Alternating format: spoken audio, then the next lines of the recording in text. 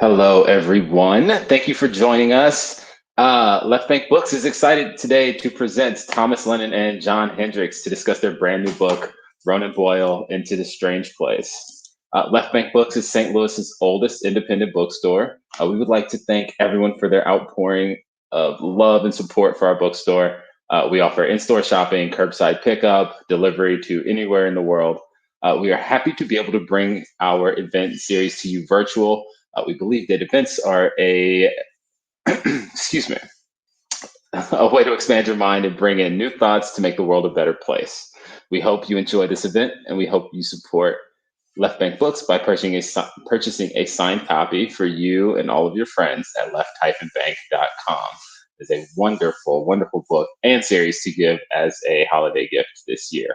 I am Cliff Helm. I am the children's specialist here at Left Bank Books, and I help produce our hundreds of author events each year with a fantastic team here in St. Louis. We will be taking questions from the audience at the end of our event, so please type your questions as a comment in the chat. And be sure to follow Left Bank Books on Facebook and YouTube to be notified of all of our fantastic virtual events. And here we are ready to talk about Ronan Boyle, Into this Strangeplace, written by Thomas Lennon and illustrated by John Hendrix. Thomas Lennon is a writer, comedian, and actor who has worked on a number of things you probably love, including Reno 911 and Night at the Museum. Lennon lives in Los Angeles with his wife, the actress Jenny Robertson, and their son, Oliver. John Hendrix is a St. Louis favorite. He's the illustrator of Nurse, Soldier, Spy, and author-illustrator of Shooting at the Stars and The Faithful Spy, which won the 2018 Society of Illustrators Gold Medal and received 4-star reviews. He lives in Webster Groves, Missouri. And now I would like to welcome our guests, Thomas Lennon and John Hendrix. Thank you both for doing this. This is absolutely wonderful. I'm so happy to get to hear you today. How are you both? Thank you, Cliff. Hi, John. Very good. Very good. Thank you. Good to see you, old friend. It's so good to see you. And I actually am also in the Midwest because we're in Wisconsin. But remember the first time we ever met? Yeah, was down in St. Louis or in your. Yes, right. Yeah, we sang a U2 song together. I believe that we did. Will you be doing that today? I do not think we should replicate that. We'll definitely be doing that today. In fact, I opened it a little bit closer just so it's ready to go when we do that. And I'm not going to tell John what the U2 song is until we're already doing it. I should have reviewed my lyrics. This was what hurt me last time. I did not memorize the entire catalog. Shut up. We're doing it live. So should we start? Should we maybe start with a little background of people if anybody's forgotten what's happening in the stories? Yes, please. Beautiful books that John makes. These are so nice. If it weren't for you, again, it'd be a trash book if it was not for me. I mean, right? It would definitely be a trash book. And not only that, I think now that we've got you right there on the screen, there's no better time, and we've talked about this, to discuss that John just made himself Ronan Boyle, obviously. I inject myself into all my work. It's true. I didn't even recognize it until you brought it up, and I was like, Did you really not notice that? Clearly, it's actually embarrassing now that you're doing that. It's so clearly you. Like on all of them, it's actually one of my favorite things because I never have to guess. Like, what does Ronan look like? I wonder. I did need to make him the narrowest of fellows, and I'm not sure I fully fit that description anymore. But I mean, do you go for Halloween? Because you certainly could. That's I have not done Ronan for Halloween. Okay, next year that's what I'm doing. Some people have. I've actually met. I met some rescue dogs this year that were named Ronan Boyle and Siobhan de Valera, characters from our little books. Amazing. So in this book, available at Left Bank Books, we meet Ronan Boyle. He is a young man who works at the Galway office of the Salt Hill Garda, which Garda is just the Irish word for police. So he gets recruited very accidentally into here's a great John Hendrix for you. into the special unit of Tir na Nog, which is the Captain Siobhan de Valera there, is the highest ranking officer in this special unit that polices Irish fairy folk, which are more than just leprechauns, although leprechauns are feature very heavily, but there's also pluricons. There's a John Hendrix drawing of a changeling, and that's when the leprechauns will steal. If you pay too much attention to a beautiful baby, the leprechauns will steal it, and they'll give you an ugly old man or a log. That's what they'll do. It's a great part of leprechaun mythology. It's just common sense, really. Yeah. So leprechauns in the Ronan Boyle books, they're not going to put gold in your shoes. They're not going to make you shoes. They're not going to do something delightful and make a rainbow and that unicorn farts come out of. They're terrible, terrible little thieves and bandits. So Ronan gets recruited and goes into this world, which is the world of Tir na Nog. And there's John Hendrix's exquisite map of Tir na Nog, the land of the fairy folk. And that's where all these adventures happen. So book one, Ronan's trying to sort of clear his parents' name, who've been framed for the theft of an old bog mummy. They're in the sort of art world and antiquities world. Book two, Ronan continues his quest through Tir na Nog onto the River of Gloom. That's where we met Gary, the Scottish werewolf. Terrific, really fun character. We went into some of the scarier parts of Tir na Nog with Capitan Healy, who is a Tokolosh, a river fairy. That was a fun part on her boat, the Ucky Evil. And we always have a cliffhanger in the first two books because that's how you have to do it in a 3-book series.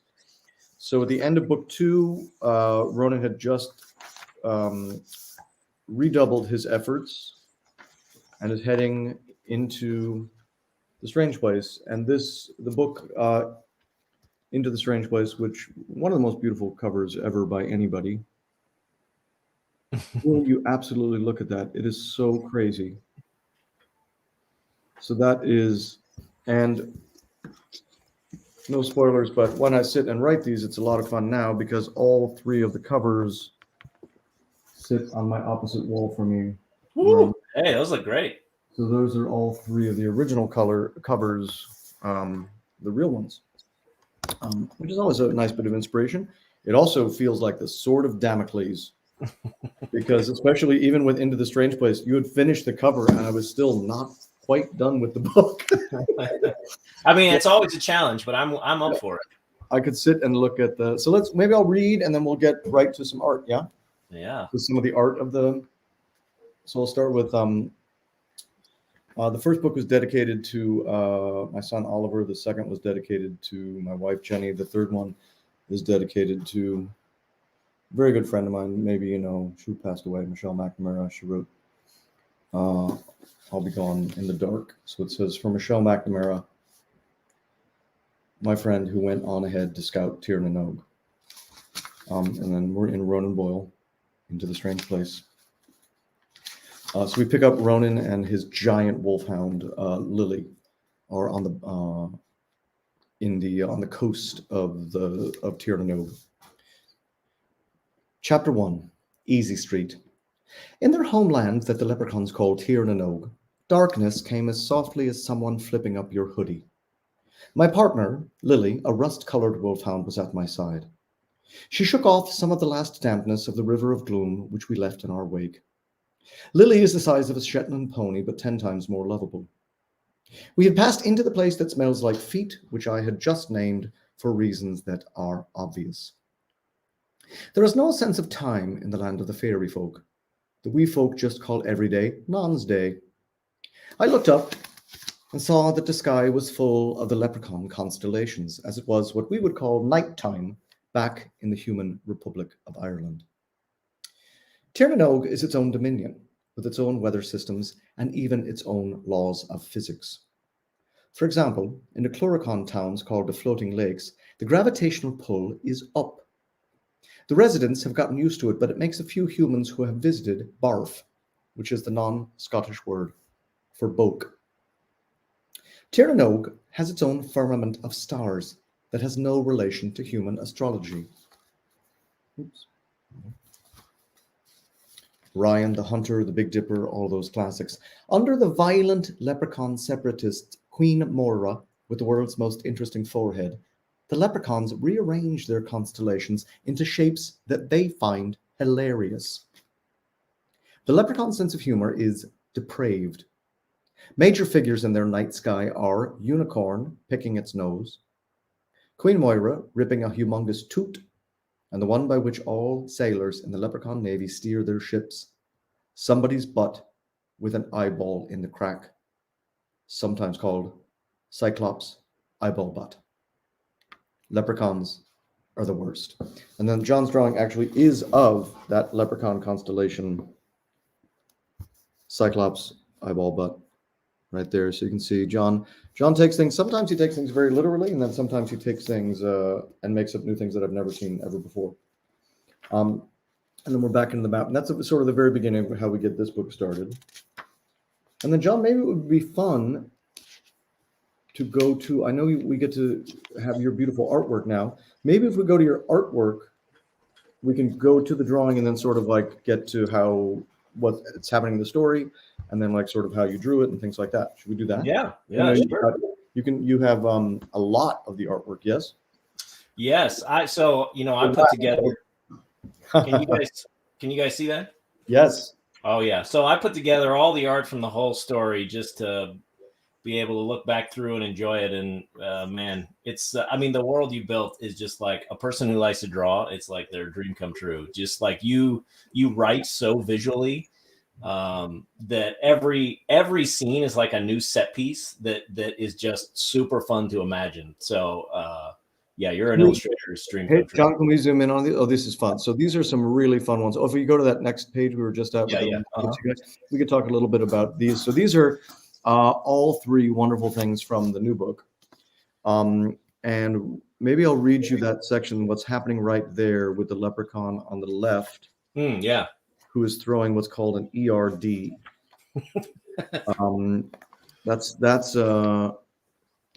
That's great. And I'll go through each one. It'll be fun, but we'll just find the here we go. Okay.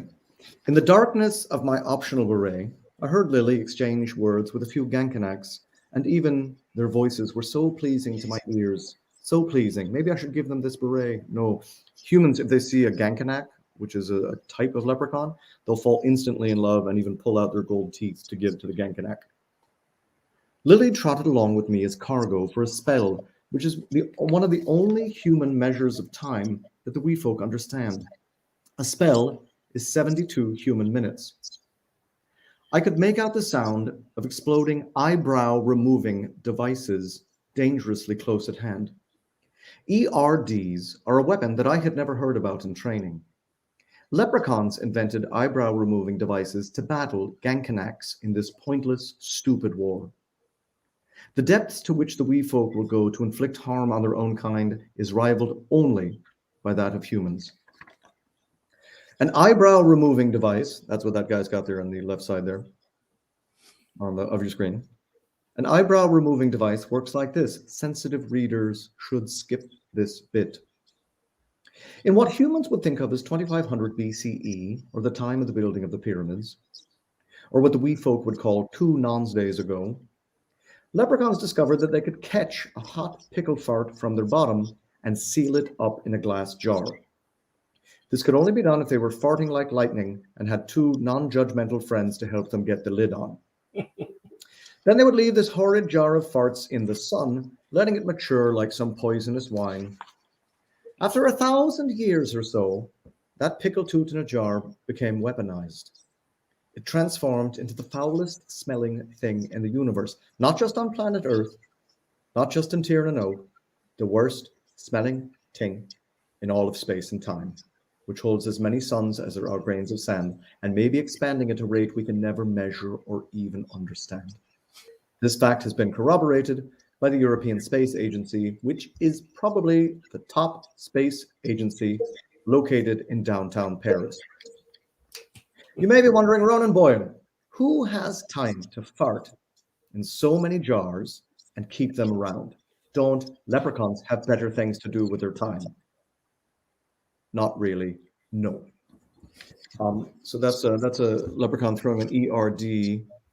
Then down below, Ragnar, king of the leprechauns. This is a wonderful sequence that comes up in the book. And I love, you kind of did a different style with Ragnar, I feel like. Mm-hmm. Yeah, well, the way you wrote him as like a walking toothpick, basically. Exactly. You know? Yeah. So definitely you got a little, was this your first attempt at Ragnar, or did you? Yeah. Well, it's funny, when I go through the book, the first read, it's like I mark everything that I want to draw. And in this particular book, I had over 70 spots that I wanted to do. So then it's like, okay, which of these am I really need to be seen to really work? And you try to, space them out throughout the book so that kids can kind of have a surprise in each chapter. And, like the mayor of Strangetown, like I just had to draw the nude cheese man for sure. You know what I love about when we get to, I'll introduce the mayor of the Strangeplace, who is a slice of cheese. And he ran on the slogan, nude, rude, with a bad attitude. Yeah. And you sent me that drawing back right away, and I was like, I love everything about the fact that you've sent me the mayor of the Strangeplace, who is a piece of cheese, but then he's also so sad. He's so sad. I mean, look at his face. He's not having a great day.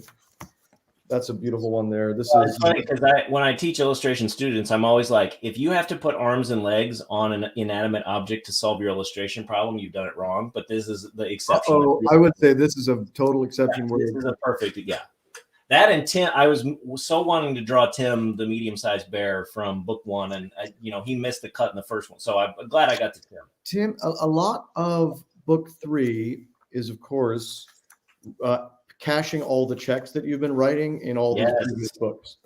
Because at some point I said he had to meet Eileen with the gorgeous eyes. At some point I said here's full rendition of the mayor of the Strangeplace. There he is. When he comes in, the mayor says, welcome to the strange place. Now never make a sad face. We're going to wow you with non sequiturs, and not everything is going to rhyme. That's his little song. And then he tells Ronan, of course, that Ronan's always been the... spoiler alert, but you're going to read the book at some point. These are 2 great frames of the action in the sort of final act of the book. This is Ronan... I guess I'd have to tell this left to right. We should tell. So, well, I mean, I really wanted you to read about Sheamus. Let's do that. I mean, to me, he is the pinnacle villain character in this whole trilogy. I love everything about him. So there's basically what happens in this book is if Lord Desmond Dooley has been our Darth Vader for the first several books, we finally get to meet the Emperor. Yes. And the Emperor who Dooley really works for is Sheamus McSheehy. You can see on the right there, the world's greatest living Irish dancer who dances like a living god. At one point he had a song in the book too, but it came out. But John, would it be fun to read? Let me get a little bit about. Let me get to I don't want to read the full climax of the book. This gets very into the climaxy type part, but maybe. No, you know what? Let's read the introduction of Sheamus. I love how you drew him. Yeah. I know. That every time he came onto when I was reading the manuscript, every time he came onto the scene, I loved it. It was like instantly I had an image of him. I knew exactly what he was going to be like. He had to be an important part of the visual story for sure. And I wish I could say, I don't know if this is a good thing or a bad thing, but then let me just say this. So Sheamus McSheehy is my mother's maiden name.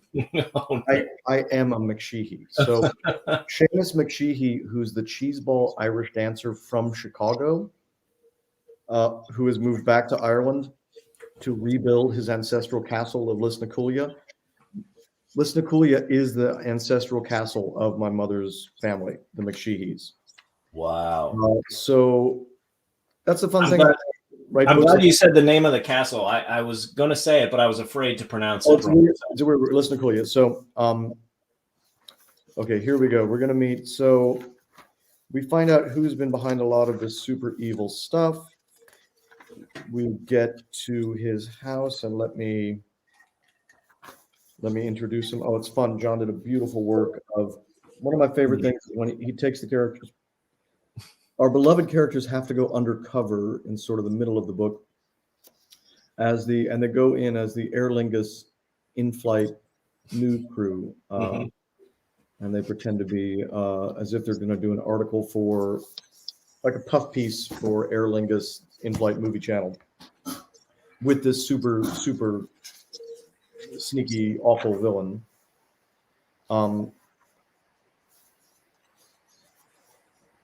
Yeah, that was another passage where I read that and knew immediately that had to make the cut for the final drawings. One, they go in ridiculous costumes. I mean, Ronan basically he just turns his kilt sideways, and so they needed a little more time to prep for this operation. But let me give a little reading of should I give a little reading of We've Arrived in Lisnacolia till we meet this icky person. The portcullis, there's a portcullis, kids. The portcullis groaned shut behind us, sealing us inside with a heavy metal clong.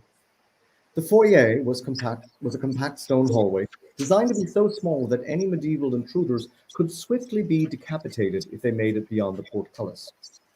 One modern oddity about this castle was the strong smell of chlorine, which must have been coming from the indoor pool area. To our right, a spiral staircase led up into the tower, marked with a rope warning absolutely no admittance. The owner of the voice from the intercom appeared, surprising us by not being a person, but rather a state-of-the-art vacuuming robot, a shiny black disc on wheels, who zipped around our feet with pleasant whirrs and whoops. Hi, I'm Nora, and I'm not just a vacuum. I'm a neural operating robot assistant. Nora, welcome to, bizarre pause, Lisnacolia Castle. Come into the treasurer's room and the master of the house will be with you shortly, she said in an overly flirtatious voice that wouldn't be appropriate for most workplaces. Lily gave a curious sniff at the little robot, making a displeased furrow of her brow. I'll just need to see your identification, said Nora, as she lit us with a little blue beam that blasted from her center. We each pulled out our counterfeit news credentials, which had been done in stunning detail, I'm guessing by a leprechaun on work release at Colin's house. Nora's blue light scanned the barcodes of the IDs and then across our faces with a little electric hiss that made my pupils contract. After a stressful pause where she must have consulted with the castle's security system, she did a deft little U-turn and zipped out of the foyer with a cheerful ping. Credentials approved. Right this way. And remember, I'm not just a vacuum. I'm a lifestyle assistant. Please don't touch anything in the castle and never, ever leave the group. All of the upper levels of the castle are off limits to guests, said the vacuum, sounding more threatening than she had a moment before. Never, ever go exploring in the castle. Guests who stray in the castle will be dealt with swiftly and harshly. Bizarre pause. I can also play your favorite podcasts like Worst of Times and The Daily. Nora sprayed a little bit of mist into the air. I thought it was air freshener until it passed over us and it burned our faces and hands, and then I realized it was something to sanitize us. The prince has many irreplaceable Irish treasures on display, and we like to keep germs off the relics.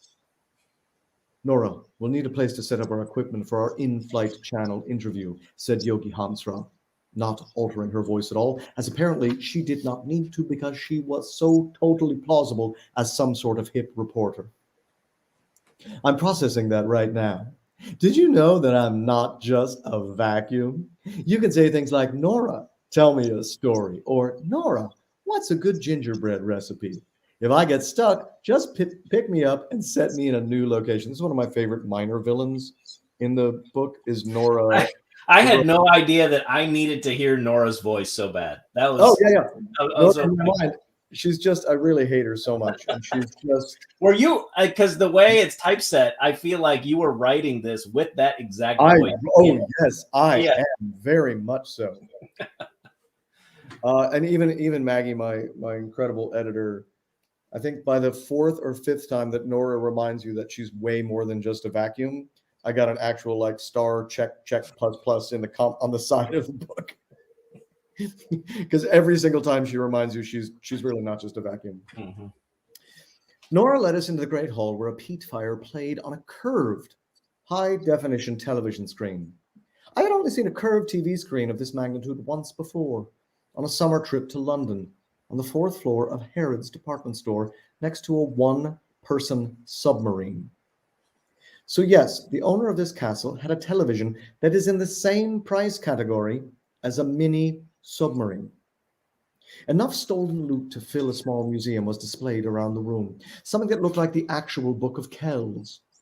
A spear made for a giant that seemed to be hewn from the bone of a sea monster, and beside it, the skeleton of a dog the size of a rhinoceros.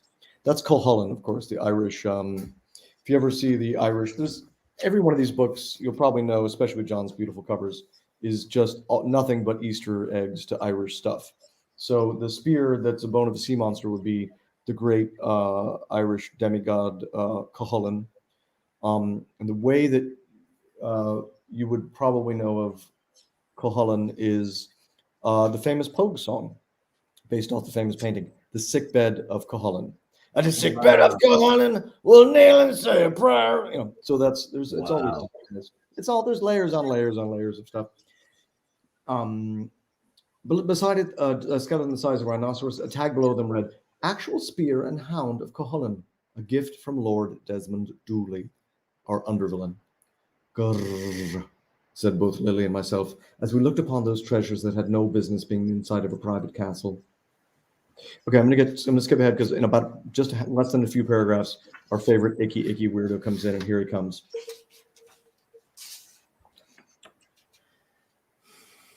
Well, you know, Ronan does something so stupid that I'd like to get to right now.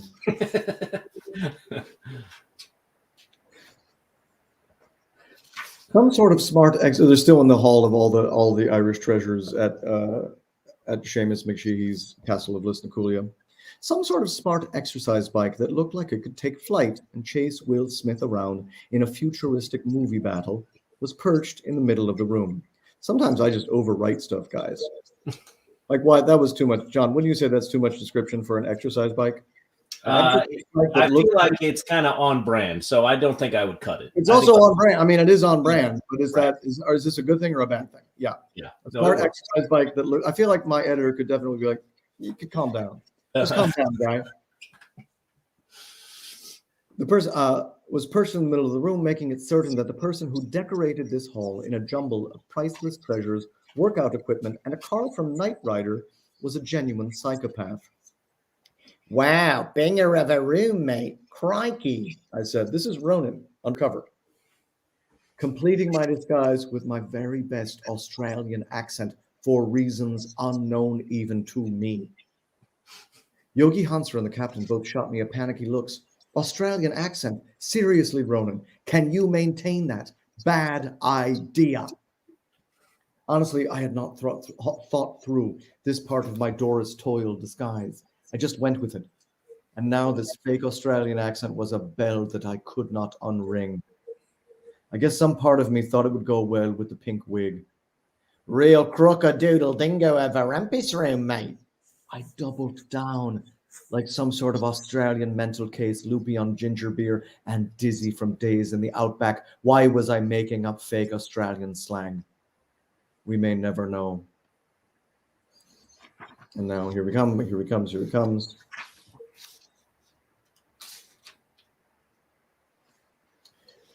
Sorry, here we go, ready? So Nora is describing, they ask Nora, they say, please tell us who the owner of the castle is, who we're going to meet. And she says, Sheamus McSheehy is the Prince of Irish dancing. His hit shows Tip Tap to Tipperary, Pop to Cork for New Year's, and You Go Your Way, I'll Go to Sligo have sold out theaters around the world and sold millions of tickets and home videos.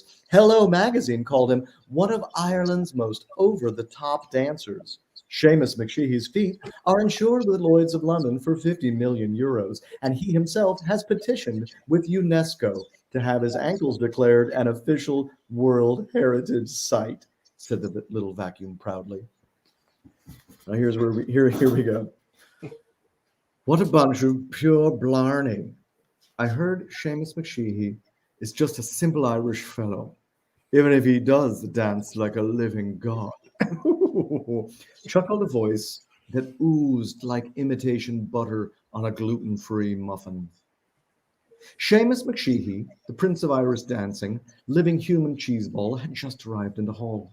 His arm was cocked jauntily against a scale model of the castle we were currently standing in. His black silk shirt was open all the way to the navel.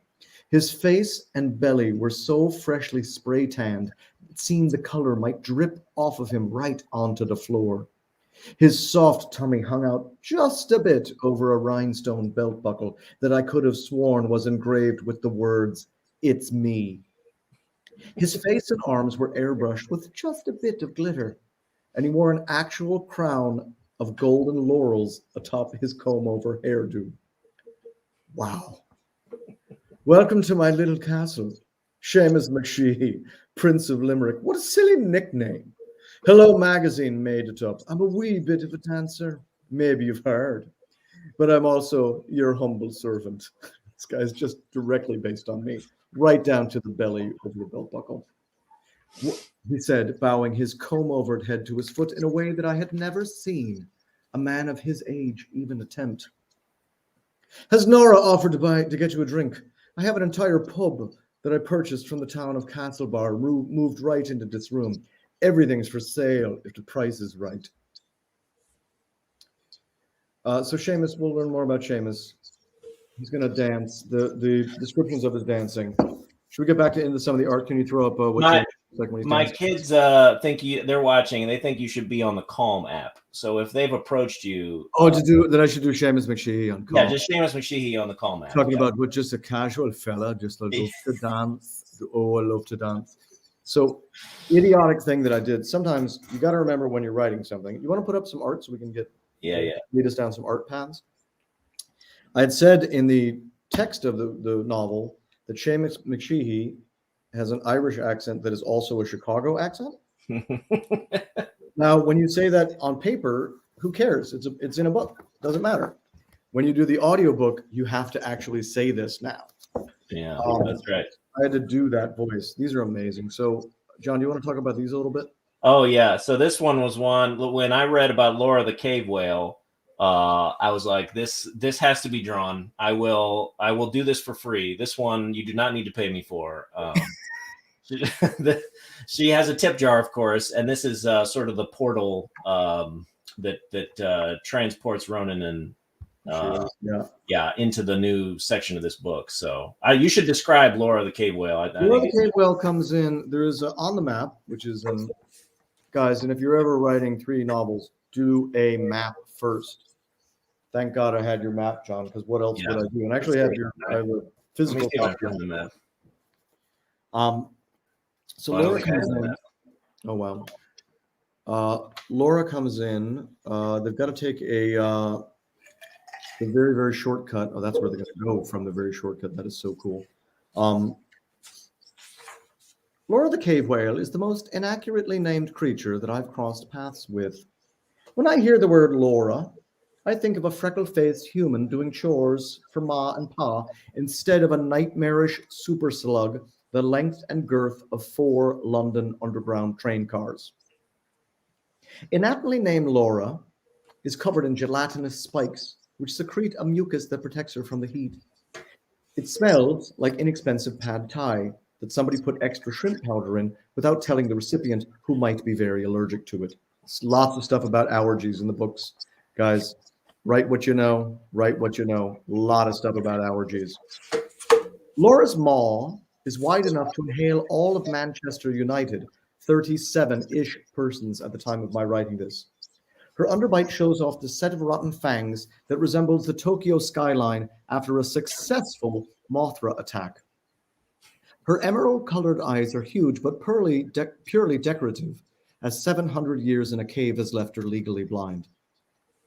Some reports say that if you linger too long in the lair of Laura, she will force you to read all of the small print on her prescription bottles. Laura undulated herself toward us in a squishy way that would remind anyone of a caterpillar that happened to be the size of a London Bakerloo train line. Who dares to enter the cave of Laura and ruin the vibe with their horrible aura? Bellowed the cave whale, inflating herself like a whoopee cushion and spraying Lily and me with a few 100 liters of hot whale mucus. Hello, Madam Whale. Ronan Boyle here. Come to your cave looking for a bit of time to save, I said, wiping mucus off of my neck and taking her cue and speaking in rhyme, which is considered polite in those parts of Tir na Nog where the creatures speak. Although technically Laura is what special unit handbooks would classify as a monster, not a creature. If you're looking to make some haste, then roll in the truffle salt and let's see how you taste, said Laura, blinking her giant, useless eyes and nodding toward a nearby lagoon of truffle-salted water that bubbled and burped. I looked to see to Lily if she understood this exchange as I had. Lily nodded. Apparently, we were to roll ourselves in this little lake and then feed ourselves to her. Yeah, this is why I've never liked Wednesdays. Just to be clear, madame, it appears we must go in your gut to use the shortcut, I stammered, trying not to let the whale mucus drip from its nose and drip from my nose and into my mouth, and failed. There it goes. It happened. Whale mucus dripped right into my mouth. Indeed, narrow human, you must get consumed. Then you'll travel quite fast. Through my stomach you'll pass, and then launch from my blowhole right into the air. It's all tasty and painless affair. And I should point out, first known far and wide, if you've enjoyed Laura's service, and I should point out, as it's known near and far, if you enjoy Laura's service, please use the tip jar. So she's got a tip jar there, and she eats you.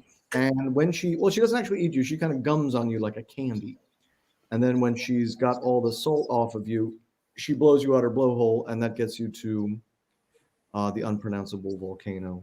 And then can we get up to, we had, I think, the Marrowland was coming up, which is a place that they get to pretty soon. That's that. Now we're talking. Is there any way to make the right side of the screen of John's drawing of Marrowland a little bit bigger? Is that possible? That's okay if it's not. But this is so. John, do you want to tell us about this? Because I remember thinking, oh God, I've given John way too much to do here. Yeah, no, it was very funny because in the manuscript it was like basically a little throwaway line of like, and then insert map here, and, and it was this enormous amount of like a giant theme park underground. But no, well, not only that, it's the wreckage. Yeah, it's the wreckage of the USS Athenia, right? Which is like the first, it's the first ship that was sunk in World War II, which landed on the original Maryland, which crushed the original Maryland, which was more what we would have thought of as Atlantis. Yes. So I don't know how I gave you all of this, and the Queen's got remember, I came back and I said, give me more. I'm going to make this a full page, so give me more content. Like, how much can we cram in here? Because it was so funny. The backstory on this, and again, I don't know why we always have to be this. Like this, but so the backstory was that Queen Phoebe, after in 1940, when the giant human ship crushed the old really nice Atlantis of Maryland, she went into exile for a little while and floated off of the borough of Brooklyn in New York, and then what you saw at night, which obviously you realize like later, she saw Coney Island. And decided that if she ever returned to her ruined city, that she would rebuild it based off of this gorgeous place of Brooklyn, New York. So this is where the Marrow people live, and it is an amusement park under the sea. and they eat footlongs, which are actually leprechaun feet Mhm. with the bones in them. It's on the cover. Yeah, it's a good cover image. Yeah, she's on the cover there. And then speaking of, yeah, Right. I'll pull there up she the cover. is. Yeah, she's got the queen. She's got a foot long with actual leprechaun feet in it. This is what's so amazing is that you got to think about to get to this, you have to do this. You know, like there's no, it's just really impressive. But I remember thinking I'd given you way too much to do there. I'm like, I hope he can do it. And then of course it's you, so you can do everything, and it's amazing. But my other favorite thing about when they get down to Maryland, the land of the Marrows, Queen Phoebe's, it's actually just called the Second Queendom because the first queendom was destroyed. Every single person you meet down there, and they only communicate with their thoughts. They just use, psychic powers. Every single person, most of what they do is explain that they're so sorry about the queendom, and it's nowhere near. It was better the first time. Yeah, It was so better. much nicer the first time. We're so sorry. Wow, we wish this was nicer. And it's mostly what they do is they just kind of go around apologizing and saying, wow, we wish this was nicer. I mean, I'm not saying that my work could get better, but I think if I had heard you read the book to me, I think my images would have been better. There's something about hearing you interpret the characters in your voice that's like, man, I just wish I could have had you reading the manuscript to me. Well, let's do the audiobook first next time. Oh my God, the audiobook is so hard. Let's look at some more amazing art. There's so many amazing things coming up here. Yeah. Let me share. You had, by the way, you had we could at some point we'll go to questions and such, I'm sure. But oh my gosh, it's already we'll go to questions. But there's a couple great, amazing things. You had actually art from all of the series up to that. Oh my gosh, look at that. So these are, you just nailed that. Oh, in the background, like this is what Hendrix does. Can you go back to that where they've got the human fishes on their head? Oh, John, this is so good. Sorry, there's a little delay there. But no, when we started on the cover, so there's a little Easter egg with that safe in the background. Incredible. Yeah, and then the blowfish is over their head was like as a challenge because you're like obscuring the portrait. How can you see them? Yeah, exactly. Yeah. But you did it still. Yeah, I love all the covers. I love them all. I'm literally looking at them all right now, the real ones. I think 3 is just, it's just off the charts. Like it's even by your standards, which I know are very, very high. It's so good. And then it's fun to see. Can you go to some of those ones that was like your rough sketch and then the amazing version? Yeah. Yeah. So when I start, I'm reading through the manuscript. I make these little doodles in the margin, and then this was various versions of when Ronan. He goes into not to spoil too much. He goes into the miniature model of the castle, and so it was like I really wanted to show him getting squeezed into there. And so how do you do that in a small form? Sheamus McSheehy. This makes so much more sense when you look at it. It looks like how could that make sense? Sheamus McSheehy, the world's greatest Irish dancer, his home security system is built by the same people that did the Large Hadron Collider at CERN. So it basically if you go in the wrong place, it rips your particles apart and puts you back together again. I love when first time I saw this one of Ronan going through the portcullis into the little castle. Yeah, there was that. They pick him up like a rolled up carpet and then try to shove him in there. And so if you've seen the top left, there's a version where they're all trying to shove him. Oh wow, that's so cool. Yeah. But it didn't work. It looked very strange. I decided instead of doing that angle, I'll show the inside of his head going into the Hadron Collider. Yeah. It's so great. Can we look at the next one? Yeah. Oh, there's Sheamus. Oh, the greatest. Yeah, I used David Hasselhoff was my inspiration for the hair, of course. But man, wow. It's just here we go, and then now we're into the Strangeplace over here on the left. That the elevator that is also a pie that rises up. Oh yeah, let me go to that one. He's definitely starting to throw really, really hard things at you there. Yeah, the pie elevator was another one where I was like, I gotta draw that. This is just so fun. Once I get into the Strangeplace, things get, without too many spoilers, very, very strange. Uh-huh. They're a little bit scary. The first thing that happens is they arrive, and there's sort of like strange doppelgangers of them all, and they've got to answer a bunch of riddles that are very sinister harp. There's an evil harp who swears she's not evil. She's just like a working mom and a harp. She claims she's not evil. Uh-huh. Ronan basically profiles her as this singing harp is just evil. Yeah. So they've got to figure out, and this is one of my favorite parts about the book. That's also one of the rare drawings where you see everybody together, which is so cool. It's true. Yeah, that and when they're in the castle, they're That's a lot really of about it. Because yeah. but then you've got even Tim up in the pie. You've got Tim the medium-sized bear. Yeah. Oh yeah. We had to have Tim do some sort of Tom Cruise like action in this. It's yeah. Kind of my favorite part of the book. Yeah. So is this a spoiler? Maybe a tiny bit. Tim the medium-sized bear, who's a guy that we've always talked about but never gotten too deep into the woods in, is such an incredible badass in this book. He was saving it. He was saving it for book 3. It was worth it. It had to come in somewhere. Yeah. Yeah, I love that. And you find out. So everybody, the fun thing about the end of book 3 is obviously let's see everybody do something really amazing. Even whether it's Tim, whether it's Yogi Hansra does some amazing stuff. Both Lily and Ree do stuff. Here's one of my favorite just random drawings is your who works for King Ranal selling concessions. Yeah, he's selling merch. He's selling King Ranal merch. When you get to King Ranal's, when you get to the King of the Leprechauns, a lot of it's about buying merch. And he's got a big hype team that kind of hype him up. It's basically like when you meet Ranal, it's like the beginning of a Chicago Bulls game, that kind of vibe of And now, well, I had a drawing of them crouched over inside of that cathedral, and the perspective was weird. It didn't work, but I love that scene of them cramming into the hall, and then the merch sellers all around, and with the weed folk, because we meet some other mythical weed folk above too. Yeah, that's right. Should we probably get to questions because we've been going? Yeah, let's do that. Yeah.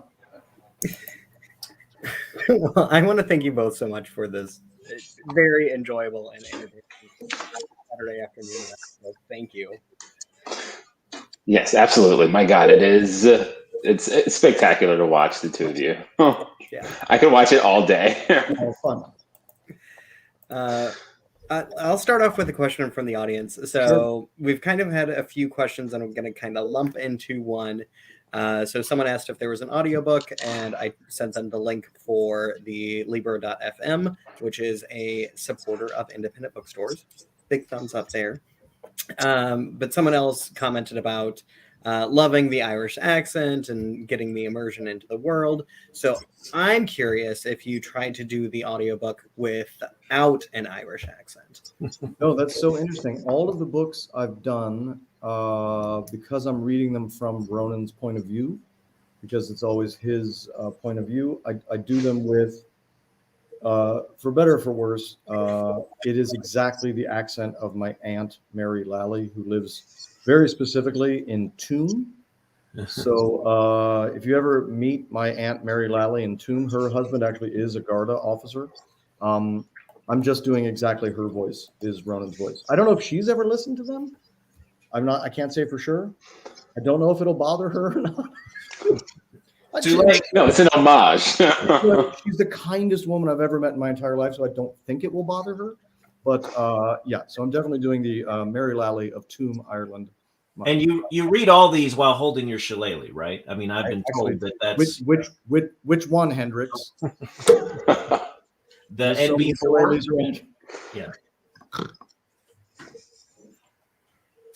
The accents I try to do, I don't go like real hard on the accents unless you get to like, here's a horrible thing to do is don't ever write a scene between a Scottish character and an Irish character and then think you're going to do them both in an audiobook right next to each other. It's basically a way to give yourself a stroke instantly. Yeah. So I'm curious about the movie. I want to ask questions about the movie that I heard was happening. It's an animated film from DreamWorks, right? Yes. And you wrote the script, Tom?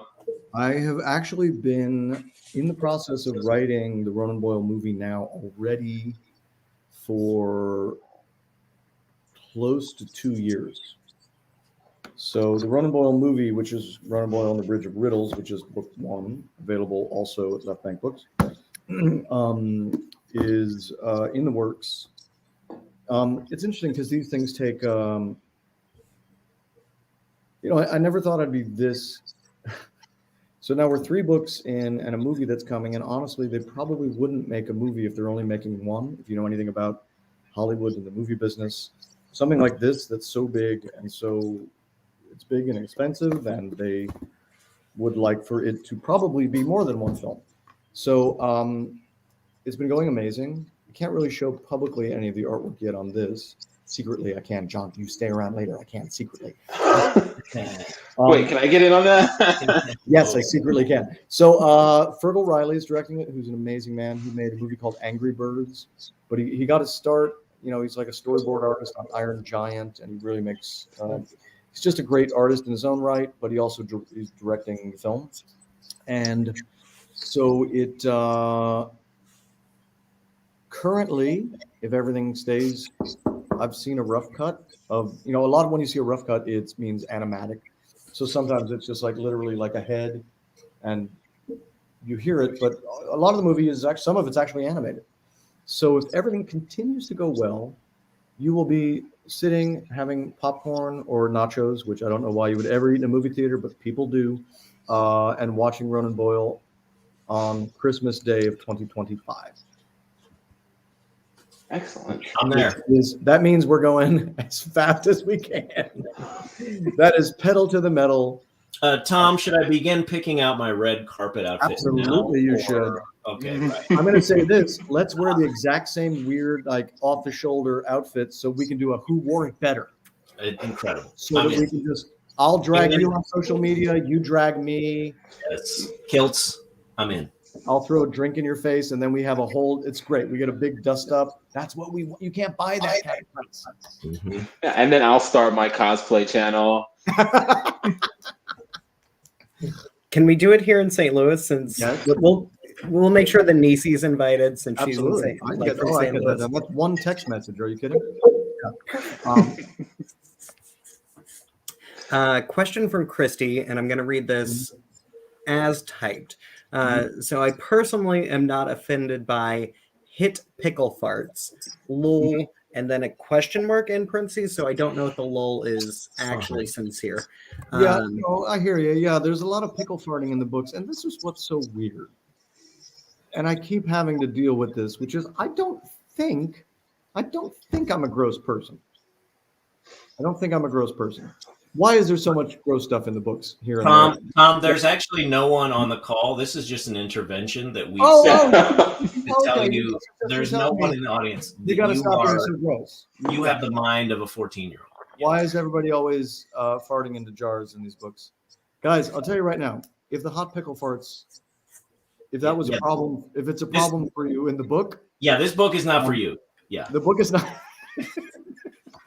The book is not for you, and holy cow, the movie's like mostly that.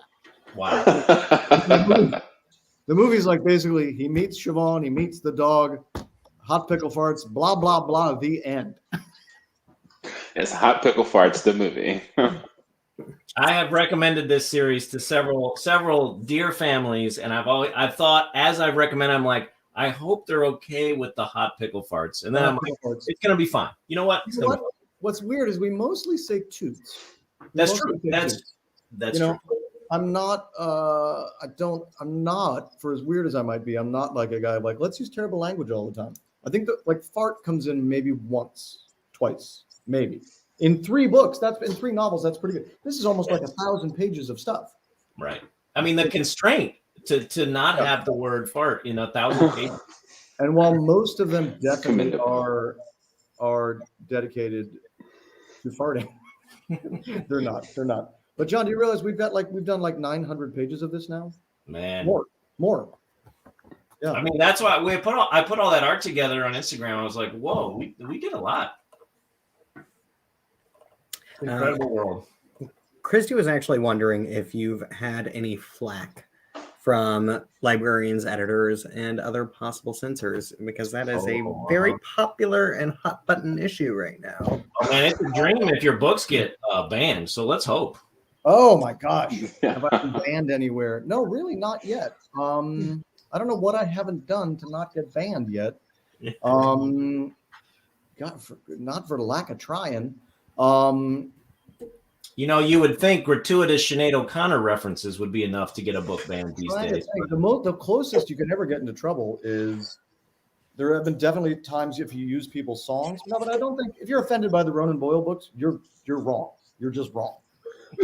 So like I just stand by that. But the one thing that's really, really weird, this is a very weird thing that comes up, is if you ever use any song lyric or reference to a song in your book, it's very, very careful. You can only use the tiniest little bit of it, and you have to be very, very careful.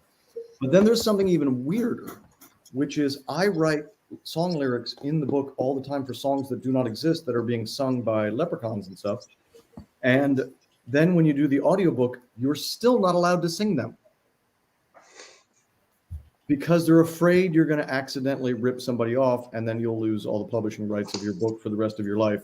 So it's so funny. Like I'll write these very specific, complicated songs, like when he meets the Wee Navy.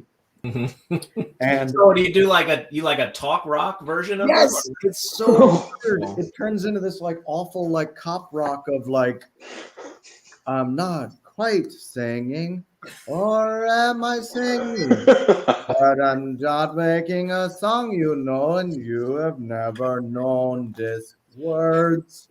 Yeah, so you're going out of your way to be uncatchy when you do the audiobook of something that cannot be mistaken for a song. Catchy, because the second it is, somebody will be like, hey, isn't that watermelon sugar? And you're like, oh no, I just accidentally sang watermelon sugar, and now I lost my house. Yeah. I think we have time for one more question. Cliff, do you have one?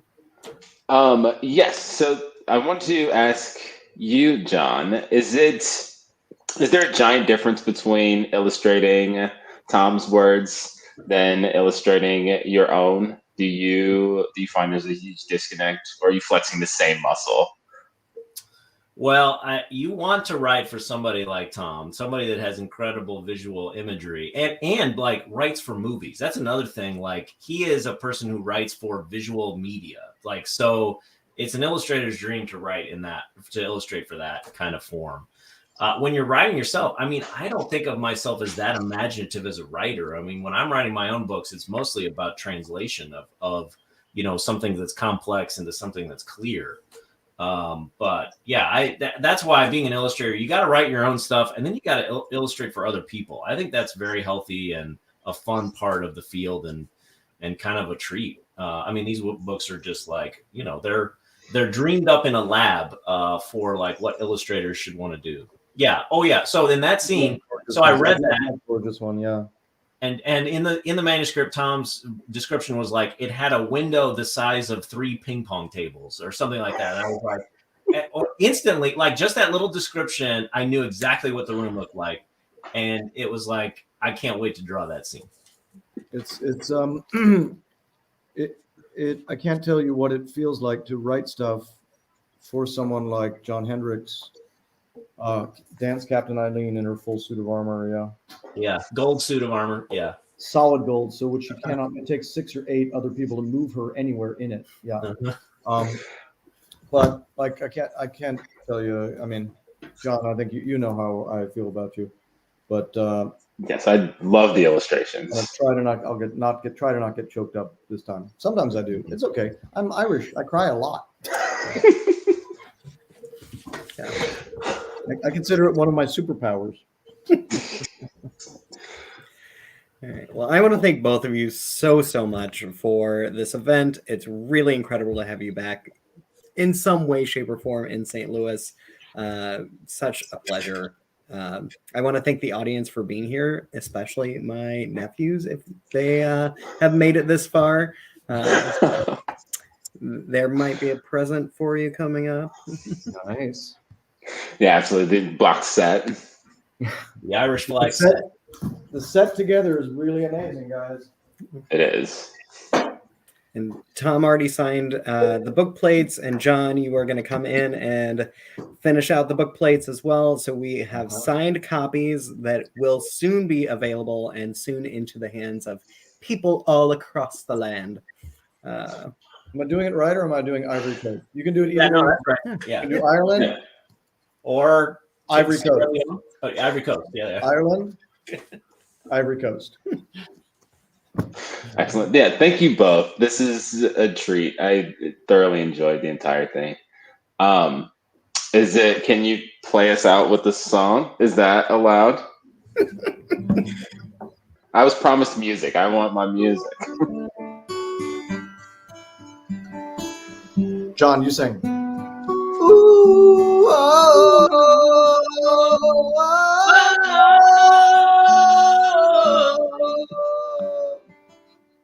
I can't read the news today. I can't go and make it go away. How long? I'm gonna be singing this song. How long? How long? Tonight we can be as one. Please burn this tape after we're done. I think we nailed it. No, it will live forever.